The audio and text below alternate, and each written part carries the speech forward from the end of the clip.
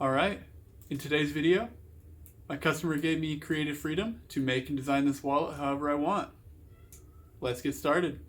So I want to show you a little bit of my design process. So first off, I asked a couple questions to figure out what he wanted out of a wallet. He did request that it was a tall wallet, okay, so a tall cowboy style wallet. And then he also wanted a bill pouch right here to put his dollars in. He wanted a full length pocket behind the card pockets. He only needs pockets for 5 pockets. And then he did want an ID pocket right here. Yeah, so I did a rough sketch right here. And then once I have the sketch, then I draw it all out on a piece of paper to scale. I use a card, draw it out, actually take the measurements of the dollar bills, make sure that everything will fit. And then after that, I take these measurements and I go over to Adobe Illustrator, draw up the pattern, and then I can print it out, cut out the pattern, and I can use it as many times as I need to. Alright, let's get into the leathers that I'm going to use. So, this right here, just natural Pueblo leather. But, because he gave me creative freedom, took this opportunity to use this shark skin. Ever since I've seen it, I thought it looked super cool. The pattern in it, super unique. Texture, it feels really soft actually. Backside of it's really nice. Some of you may have seen this on my Instagram story the other day, but really excited to use this and see how it works. See how well it burnishes. Yeah, let's lay out the pieces, get them all cut out.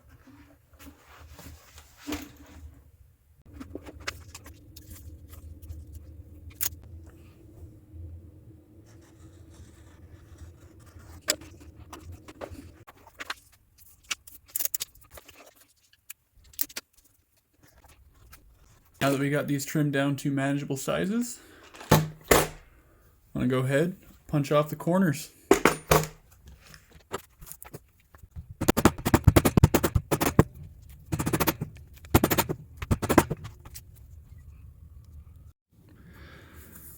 Man, tell you, based on the way that my hole punch went through these, this is some tough leather. I may even have to change my blade after cutting this. It is very tough to punch through. So yeah, let's see how well it cuts.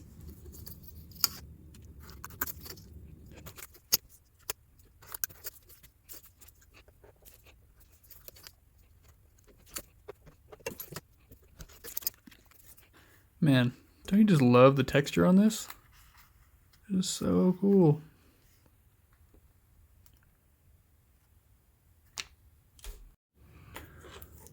Alright, I was just going to skip to the end after everything was cut, but listen to how this sounds when I'm cutting through this.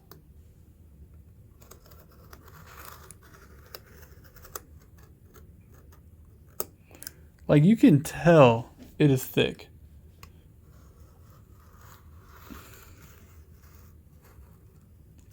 Like, it almost, I'll be honest, it almost feels like foam, but it is so tough. Crazy. Alright, it's all cut and coming together. Edges are still rough, but you get the idea. This lighter leather is going to patina real nice over time. I think it'll look real good with this blue shark skin. Alright, let's start beveling and skiving the pockets.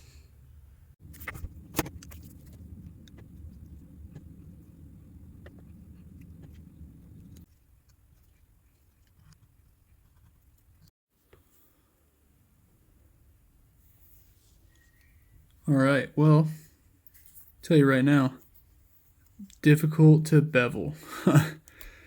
Got all these little tiny ribs in here, causing us to get all these little tiny pieces beveled off, and they start to like flake up and tear at the end. I was also using a cheaper beveling tool because I don't want to ruin my nice one, because I'm not that good at sharpening them yet. But yeah, normally it'll come out in one long straight piece, just peel right off the end. But on this one, nope.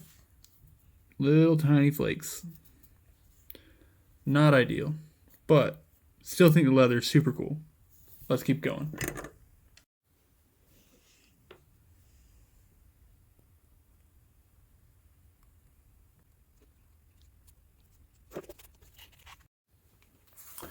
All right, let's get everything marked out and laid out for the glue up. So I'm going to put this pocket right here, and I'm going to line it up with the inside edge, because if I lined it up, it is slightly cut off a little bit. So if I lined it up over here, let's just exaggerate a little bit. Let's say I went like that. I want these to line up perfectly. And so then if I cut this, then that's going to be uneven. So I want to make sure that I line it up right here with the inside edge, because when I'm done later, I'm going to come around and I am going to cut a little bit off the ends to even up all the pieces. So I want all of the centers to be lined up, and then I'll trim the outside to match later. So line that up, mark it out. Okay, and then I'm going to take my scratch awl, mark some little lines. Not sure if it's going to show very well. Okay, so there's one, there's that mark. I'm going to take this piece, same thing. I want to line it up towards the inside of the wallet.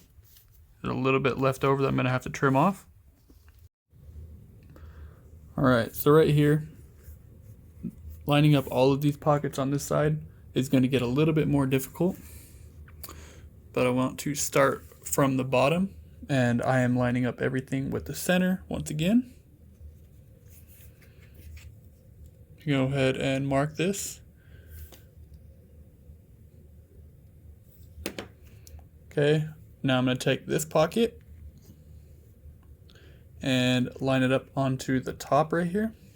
Go to the other side, line it up with the top right there, keeping everything to the left.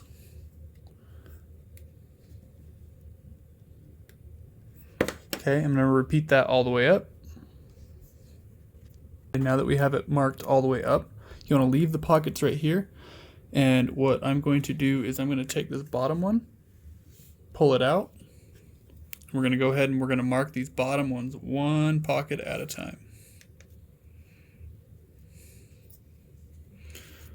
Pull it out. Next one.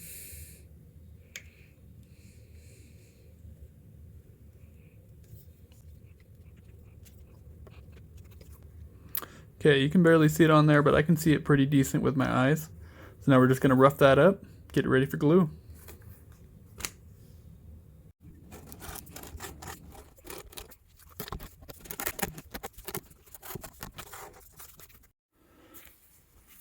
All right, now that we have all of our places roughed up, we're going to get ready to put the pockets on. Line them up, stitch them in, but just want to comment on something.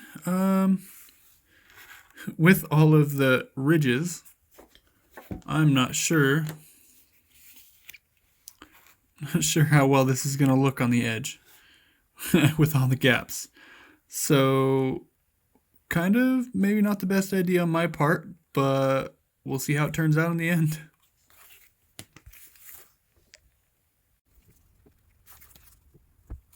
Now, because the top pocket is going to be the first one that we need to do, because it's going to be underneath all of the others, we need to be really careful and line it up exactly with our marks that we made, because if not, and this is a little off or a little bit too far down, like if it's a little too far off, it's going to make them all crooked. But if it's too far up or too far down, then it's going to make the pocket on the bottom either be too small or it's going to be up too high.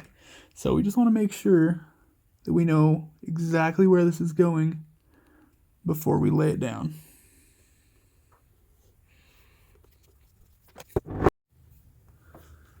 Okay, after we glue it together, just make sure you stitch it down. That way it's all locked in place and the cards will never rip through that glue. And then we'll take the other pocket, go ahead, and we're going to line it up right here. Just like before, glue it up, stitch it all the way down. Once we get to this point, we have all of our pockets sewed on. What we want to do is we're now going to go from our top mark on both sides, and we are going to glue all the way around. We're going to make sure we glue on the back of our tabs right here, and then glue on the back of this pocket right here. I already did this side just to speed this video up a little bit, but also in these corners, I'm planning on rounding them. So I want to make sure that I glue in a rounded shape as well, both on this and on the inside of my pocket. Anytime that I'm gluing, I like to glue on the outside of the leather, or the smooth side, first, because it dries a lot slower, and then glue on the rough side of the leather second, because it'll dry a lot faster. So that way they end up drying around the same time.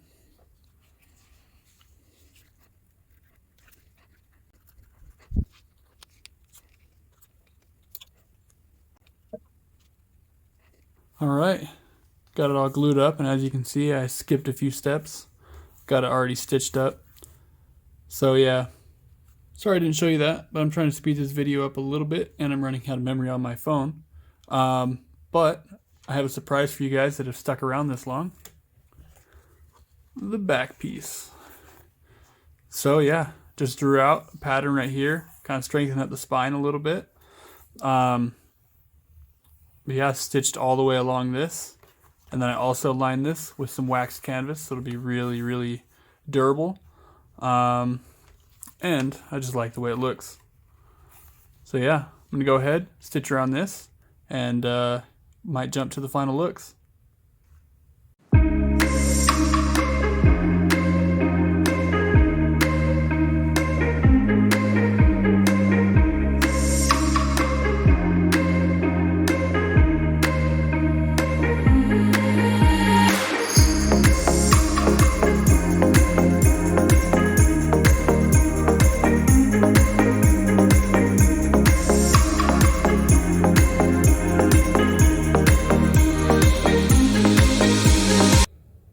Now that we're at the end of the video, I did want to take a second and talk about the leather a little bit, specifically the shark skin leather. Something that I realized, so the leather is, it's very soft and pliable, but, and it's also like kind of stretchy at the same time, but it's also like almost more like elastic. So yeah, it'll stretch, but it's not going to deform like regular leather would. Like when you go ahead and stretch it, it's going to leave like a little bit of a stretch mark in it. This will kind of expand but then contract back. So when I was punching all of my holes for stitching, or running my needle through, it was a little bit more difficult than I would have expected, considering how soft the leather is. But yeah, and also with it being really soft, like any time that I'd cut through one of these ribs, it'd be very, very rigid, very hard. I did actually change my knife blade a couple times. Right here on the edge, even though it is textured, you'll probably see this in the pictures that I put up, but it glued really, really nicely, the pliable leather on top of the shark skin. So that was pretty nice. It burnished really, really good on the edges, but the individual pieces on their own, it was very difficult to burnish the pockets. But once I had all the layers of leather together, it worked really, really well. I think shark skin on its own would be really difficult to work with, but this paired with a little bit more of a rigid veg tan leather, I think was a perfect combination. And yeah, I think they pair very, very well together. I know I'm making it sound like shark skin leather is really difficult to use or like it was hard on my tools, which it kind of was, but not in too much of an extreme that I'll never use it again. I absolutely believe that I'm going to use this over and over again. It is a little expensive, but it is also, it's a pretty unique feel and experience, and I know that the end user is really going to appreciate how unique this is when they have it. So yeah, definitely an amazing leather. So hopefully, if you're looking at this because you want to use shark skin, hopefully it doesn't deter you from using it, but still recommend it even though it was a little bit hard on my tools.